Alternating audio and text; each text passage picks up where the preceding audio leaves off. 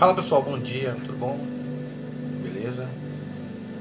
Passei aqui para falar um pouco sobre algumas questões dentro do post que eu fiz agora de manhã. Post esse que eu coloquei assim, deixa eu abaixar o som aqui. Você sabia que mais de 80% das almas de hoje encarnadas na Terra estão na sua primeira encarnação no planeta? Aonde eu vi isso a primeira vez?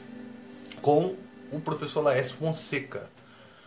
A princípio eu fiquei em dúvida e quis entender, fiz uma pesquisa, meditei e analisei os pontos que ele colocou e também colocar alguma visão minha dentro da minha meditação, dentro do que me foi passado como reflexão. E realmente faz total sentido essa questão. Eu fui pesquisar aqui em alguns sites na internet sobre a questão do crescimento populacional.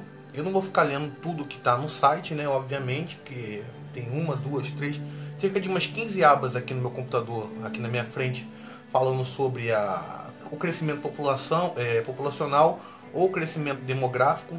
E para vocês terem uma noção, em 1950, a população mundial era de cerca de 2,5 bilhões de pessoas. Ou seja, agora nos anos 2000 já tínhamos 6 bilhões. 3 vezes mais. Então são 3 vezes mais almas encarnando aqui pela primeira vez. E por que afirmar que essas almas estão encarnadas aqui pela primeira vez, grande parte delas? O porquê? Que na época, por exemplo, de 1800, 1500, a quantidade de espíritos aqui passando por esse estágio eram bem menores.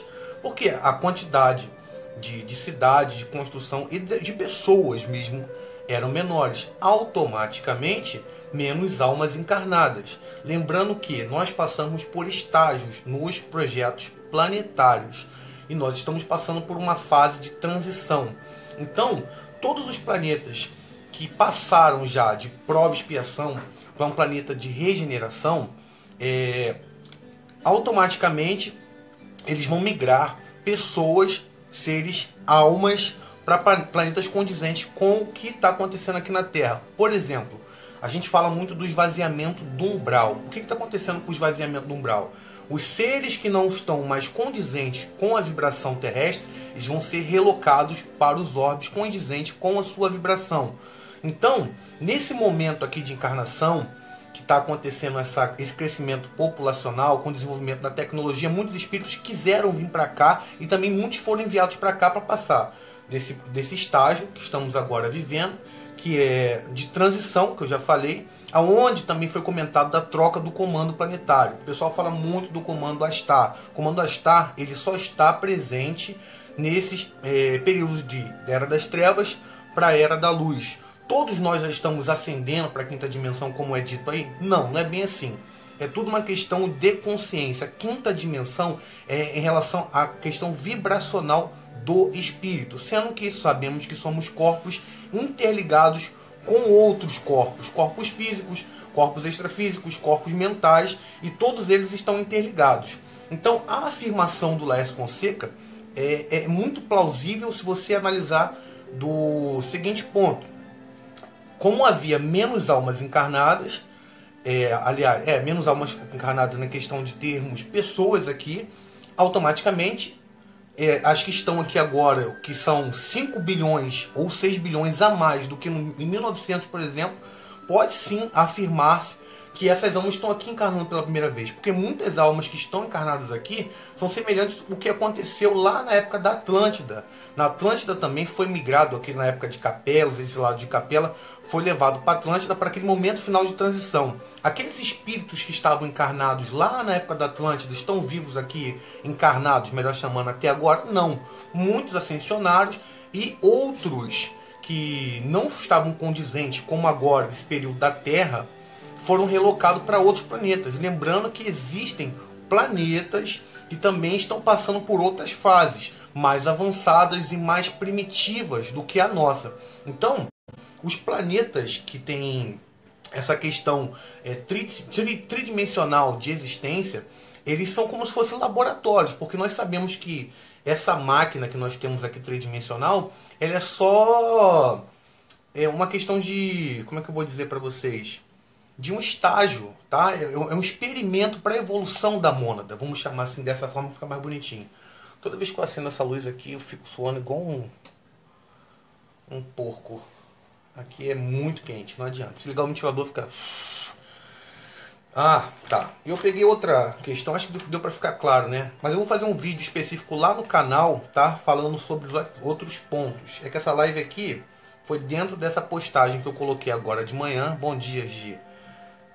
Sobre os 80% que eu vi só o Laércio Fonseca falando. E eu agora também estou assinando embaixo o que ele está dizendo. Também recebi isso intuitivamente, vou chamar assim.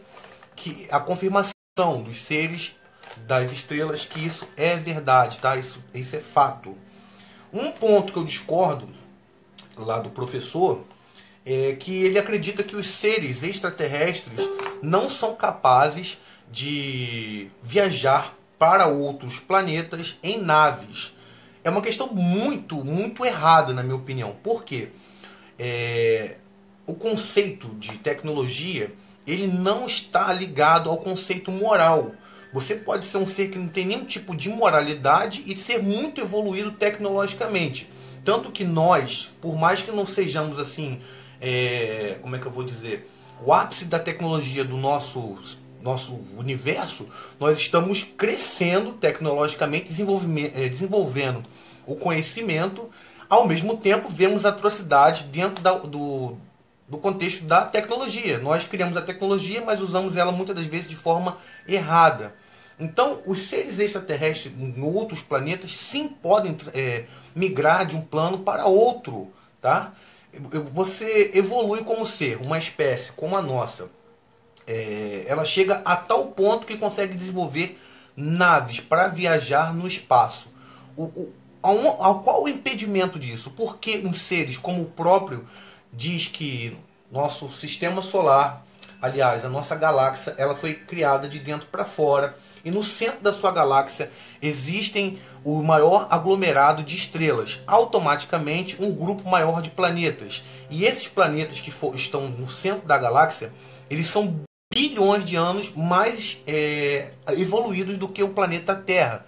Se você acreditar que esses sistemas planetários estão bilhões de anos à nossa frente e que também existam vida neles, esses seres que a gente fala muito de ter contato aqui são de lá. Logicamente que eu não estou dizendo que são essas naves de propulsão, como a nossa tecnologia ainda não alcançou a quebra da velocidade, que você sabe que é um paradigma aí na teoria da relatividade, que não é a questão só de você deslocar em questão de velocidade. Não adianta você ir na velocidade da luz para um outro planeta, porque o tempo passa diferente para quem está numa velocidade X para daquele ser que está parado.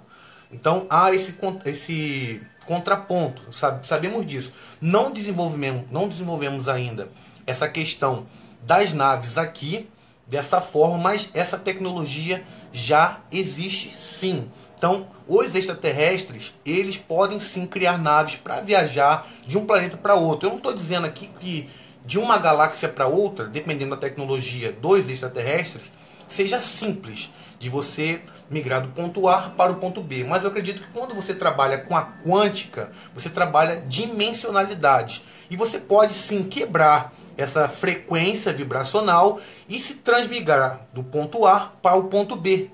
Tá? E isso você não precisa de questão de velocidade, você é questão de trabalhar a sua vibração quântica, porque o campo todo é uma vibração que tem várias oscilações de frequência. E essas frequências elas estão englobadas a primeira, a terceira, a segunda, a quarta, a quinta, a sexta, a sétima dimensão.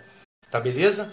Outra questão, os extraterrestres estão todos mortos? De forma alguma. Grande parte, sim.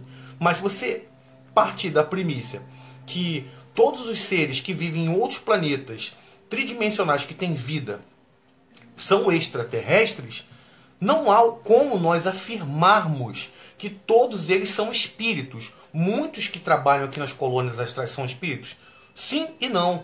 Tem seres que vivem em quarta, quinta, sexta, sétima, oitava frequência e têm capacidade tecnológica de se densificar e vir para cá se manifestar nessa dimensão. Então, afirmar que todos esses seres que estão vivendo aí pela galáxia, essas tecnologias são seres que estão desencarnados, é um grande erro, na minha opinião. Se você partir do conceito que todos os seres viventes, conscientes ou não, que estão fora do nosso planeta, eles são extraterrestres. Então eles podem estar vivos. Não necessariamente para ser um extraterrestre precisa ser um espírito. Porque muitas das vezes o conceito fica aparecendo assim: ah, vocês não entendem os extraterrestres. Porque quando vocês entenderem os extraterrestres, vocês vão saber que não há diferença do espírito para a alma. E o que está vivo porque não está vivo, o que está encarnado porque não está encarnado. Não é essa a questão. A questão vai muito além. Os que estão dando contato, que fazem esse trabalho conosco aqui, são seres que trabalham nessa vibração mais sutil. Lembrando que nós mesmos não somos essa máquina. Nós somos extras também físicos dentro de uma experiência, dentro dessa máquina aqui, que é chamado de corpo. E esse corpo abriga outros corpos, entendeu? Então todos nós somos extraterrestres. Quando a gente perde esse veículo aqui, o que resta? O perispírito ou o corpo astral. Você perdeu o corpo astral, o que resta? Resta o seu corpo mental. E sabe lá mais o que? Até você chegar a ser a consciência mônada ou todo, tá? Que todos estamos interligados quanticamente. Não sei se eu fui claro. Sabrina Tássia, se todos tivessem morto não haveria... Isso! Boa, Sabrina, muito bem. A Sabrina está dizendo aqui, se todos estivessem mortos, não haveriam abduções físicas. Eu sofri uma abdução física, tá? Sou testemunha, não tenho vergonha de falar isso. Para quem não me conhece, tem um canal na internet chamado Leandro Mactube, com mais de 200 vídeos. Ah, tô chegando a 10 mil inscritos, graças a vocês, obrigado, tá? Você que não é inscrito no meu canal, se inscreve lá. Fala igual aqueles YouTube. Fala, galerinha! Se inscreve lá no canal do Leandro Mactube, levita lá o seu like, essas paradas aí. Vocês já estão cientes de como funciona. Outra questão que eu separei aqui é...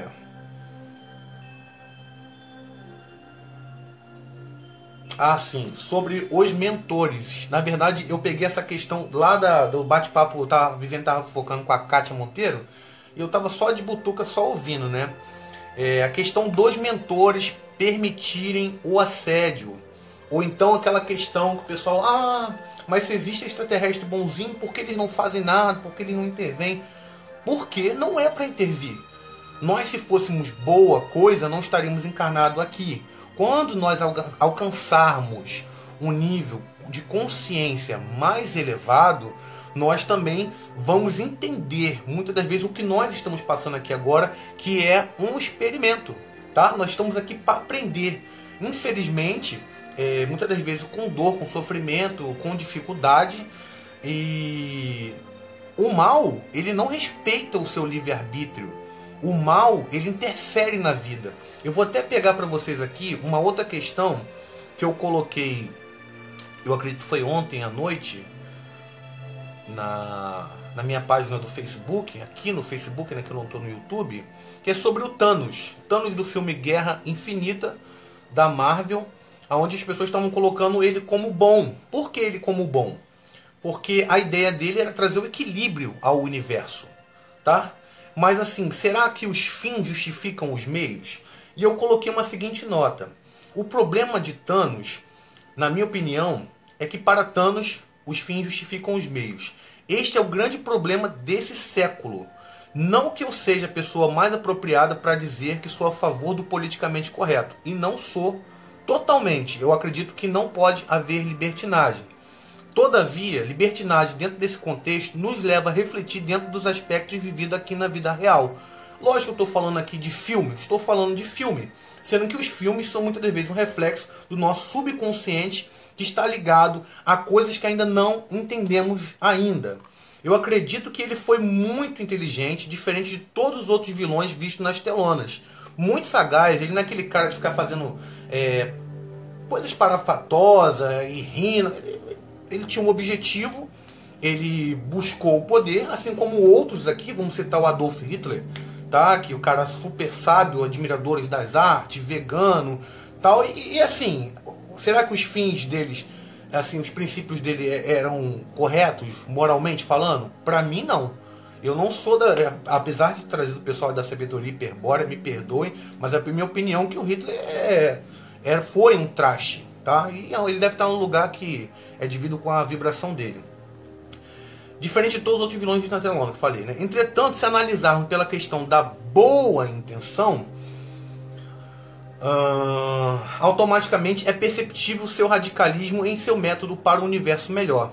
Temos que perceber que esse ser foi capaz de passar por cima dos princípios básicos da existência, como respeito à vida e o livre-arbítrio. Isso vai responder essa questão dos mentores e dos obsessores. Os obsessores, eles estão aqui justamente para poder drenar a sua energia, baixar a sua vibração e fazer você perder essa batalha. Os mentores estão aqui para te proteger e te orientar para que você, é como se você estivesse num jogo de videogame. Você vai lá, você vai precisar pegar uma espada, você vai precisar ser avisado, ó, perigo, igual aquele detector aranha, vamos fazer aqui a analogia jovem, tá?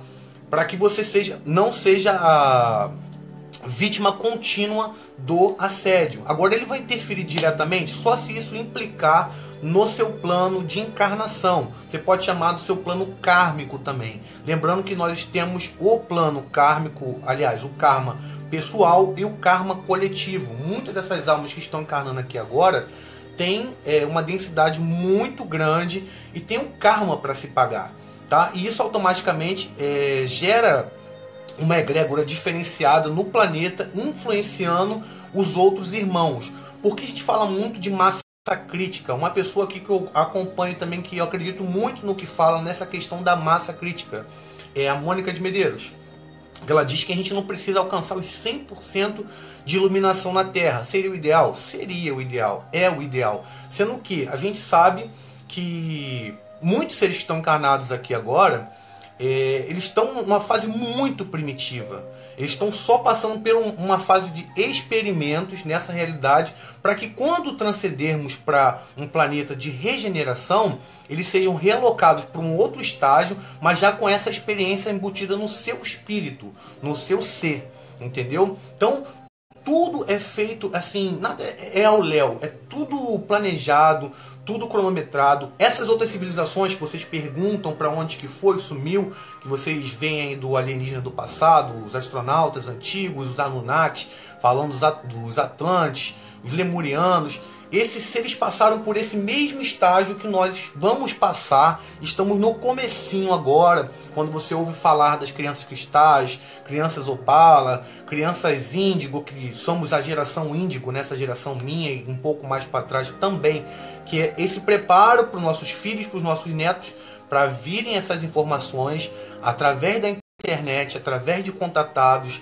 através de pessoas que estão buscando a verdade, não de uma forma religiosa. Religião, já disse aqui que vai acabar. Ela faz parte desse processo para entendermos o divino, tá? Eu não julgo quem é de religião nenhuma, porque cada um tem a sua fase e cada um tem o seu tempo. Não adianta eu querer que você entenda todos os meus conceitos e os meus princípios, porque eu sou um indivíduo e você é um outro indivíduo. Apesar de sermos todos, estamos em fases diferentes. Muitas das vezes você conhece uma pessoa que sabe menos que você, mas ao mesmo tempo ela pode te dar um exemplo ou te ensinar algo que você nunca ouviu falar. Por isso não devemos descartar ninguém. É sempre bom conversar com pessoas que têm ideias diferentes da nossa, para podermos analisarmos e refletirmos e sabermos também que vamos desencarnar, eu acredito, sem saber de nada ainda.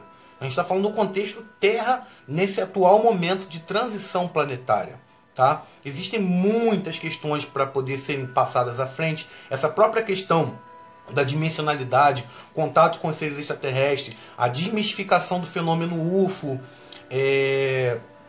entre outros assuntos, tá?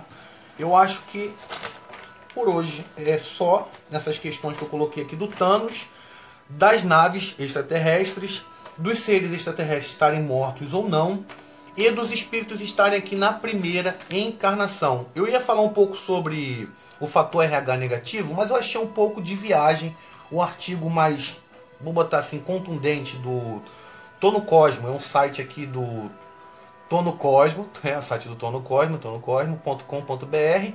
RH negativo, origem extraterrestre. Mas eu vou ler rapidinho aqui.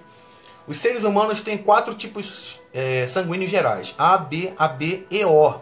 2 tipos de sangue humano. O O é o mais comum. É um tipo de sangue universal. Tipos de sangue são divididos em dois grupos, negativo e positivo. O fator RH é uma proteína encontrada no sangue humano, está diretamente ligado ao macaco rhesus. Se você quer saber um pouco mais sobre o rhesus, procura aí o trabalho da Anabel Sampaio. Tem um vídeo também no meu canal que é Código Secreto de Hitler, que foi com a Anabel Sampaio, a gente conversando sobre essa questão, tá? Aí aqui tem uma tabela falando do caucasiano, africano, com a porcentagem de pessoas com o fator RH negativo e positivo também. Eles colocam aqui também que isso fortalece a teoria que a raça humana foi realmente criada, como alguns povos já sugeriam. Estranho ou não, alguns cientistas sugerem que, num passado distante, seres extraterrestres visitaram a Terra e criaram, através da manipulação genética, o RH negativo, com a intenção de criar uma raça de escravos. Vocês querem saber um pouco mais sobre essa história dentro de uma visão conceitual e muito atual, que é o vídeo do Credo Mútua, onde ele explica lá que os Chitauris vieram à Terra e fizeram essa manipulação genética, e lá dentro foi separado o positivo, o negativo, o homem e a mulher, criado como escravos, ligado ao fator Rhesus, tá? Isso tem no YouTube também. Segundo as tabuletas sumérias, seres dos outros planetas visitavam a Terra e seriam criadores da raça humana, algo bem similar a algumas criações e mutações genéticas que vemos hoje em dia em laboratórios. Em um outro lugar ocorre naturalmente a incompatibilidade sanguínea na natureza, quando o corpo da mãe rejeita o filho por ter o fator sanguíneo diferente, tá? Esse fato aponta para a possibilidade no passado de um cruzamento entre raças similares, mas geneticamente diferente. Um estudo publicado no Genome Biologics sobre HGT, que é transferências horizontal de genes, foi constatado que 145 genes do DNA humano não é de origem ancestral, o que nos leva à resposta que automaticamente pode ser de origem extraterrestre. Pessoas com RH negativo são consideradas terem características como QI mais alto, acho isso aí viagem também. Visão sensitiva, tá ligado à mediunidade, também acho viagem. Alta pressão arterial, viagem também na maionese. Baixa temperatura no corpo. E a principal, não pode ser clonada, aonde eu vou pesquisar e vou trazer para vocês se isso é fato ou não, que é a questão desses tópicos que eles colocaram aqui no site do Tô no Cosmo. Aqui a questão de não ser clonada, aí botou uma pulguinha atrás da minha orelha, tá? Eu já tô aqui suado, como nos meus vídeos do YouTube, não adianta. Essa cabeleira aqui faz esquentar mais ainda. Mas é isso, gente. Uma ótima segunda-feira, tá? Amanhã tem meu programa MacTube Cósmico, 9 horas da noite, respondendo todas as perguntas que estão acumuladas aqui do Facebook e lá do meu canal no YouTube, tá? Eu vou falar igual no YouTube, se eu publico isso aqui. Não deixe de dar o seu joinha, compartilhar, comentar, falar com os amigos, deixarem perguntas aqui. E é isso, uma ótima segunda-feira. Paz e luz a todos. E a luta continua. Namastê. Valeu.